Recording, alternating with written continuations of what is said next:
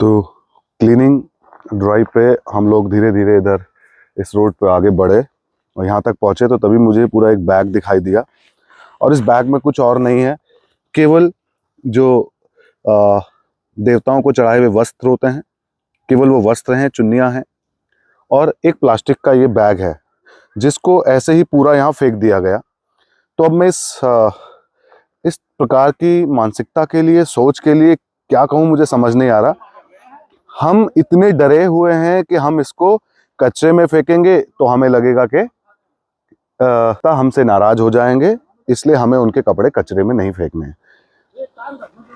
और इसे आप जला सकते हैं, इसे आप दबा सकते हैं गड्ढे में।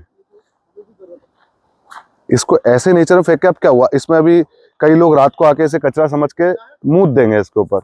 गाड़ी रुकती है जब यहाँ इतना कचरा करा। कल सफाई करी, कल रात को फिर यहाँ किसी ने शराब पी के बोतल भी फेंक दी, कचरा भी फेंक दिया, देखो अब। और गाड़ियां रोक रोक के रात को अंधेरे में कोई ये थोड़ी देख रहा है कि ये कचरा देखो ना, अभी तो ये पत्तों ने छुपा रखा है बहुत कचरा। तो ऐसे ही ये तो रोड किनारा है, गाड़ी रोकी किसी ने और मूत दिया। तो अब क्या आपके कचरे में फेंकना ज्यादा सही था, गड्ढे में दबाना सही था, जलाना सही था, या फिर यहाँ पे ऐसे ही बस फेंक दिया? भगवान के कपड़े भगवान भरोसे। तो मत करिए, समझिए, और कुछ अच्छा इसका उपाय हो सकता है तो वो कमेंट करके बताइए और लोगों को भी बताइए। आप पता नहीं क्यों नहीं समझ रहे हैं। और ये जो आपको दिख रही है सीसीटीवी टीम, ये पागल लोग हैं। ये पागल नहीं है, ये असली समझ में इनको आया है। ये एक छोटी सी बच्ची आज आई है जो हमारे महिपाल भाई हैं, उनके सिस्टर है मंजू। उसने भी जो है बहुत दिनों से वो जो है इच्छा जता रही थी कि मैं भी आऊंगी। भी उसे अलाउ किया कि आओ और एक बार देखो। पूरी सुविधा के साथ, सिक्योरिटी के साथ, सेफ्टी के साथ हम उसको केवल देखने के लिए, ऑब्जर्वेशन के लिए बाहर रखा है। एक डंडा दिया है कि आप पत्ते हटाओ और उसके नीचे से कचरा दिखे तो हमें बताओ, हम उठा लेंगे। पर वो आज यहाँ आके ये देखेगी, ये सीखेगी, और कम से कम आगे कभी जीवन में यहाँ वहाँ कचरा नहीं फेंकेगी, कचरे का निस्तारण सही तरीके से करेगी, और अपने दोस्तों को और बाकी सब लोगों को भी ये बताएगी, ये सिखाएगी कि कचरे का निस्तारण कैसे करते हैं और यहाँ वहाँ कचरा फेंकने के क्या नुकसान होते हैं। सो इसी प्रकार हमें अपने घर के सभी बच्चों को, स्कूल के बच्चों को, सभी स्कूल्स को, हर किसी को, बच्चों को ये समझाना, ये सिखाना बहुत ज़रूरी हो गया है।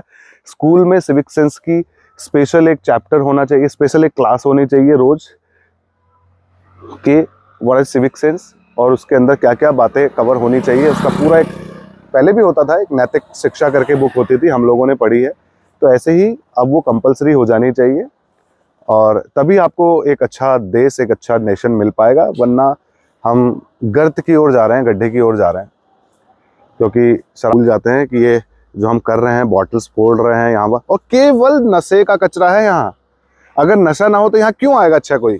क्यों? मतलब गाड़ी रोको, पियो, वहीं पे फेंक दो, गाड़ी रोको, पियो, वहीं पे फेंक दो, रुको, चरस पियो, वहीं पे फेंक दो बाकी कचरा उसका। तो प्लीज ऐसा ना करें। और ये समझना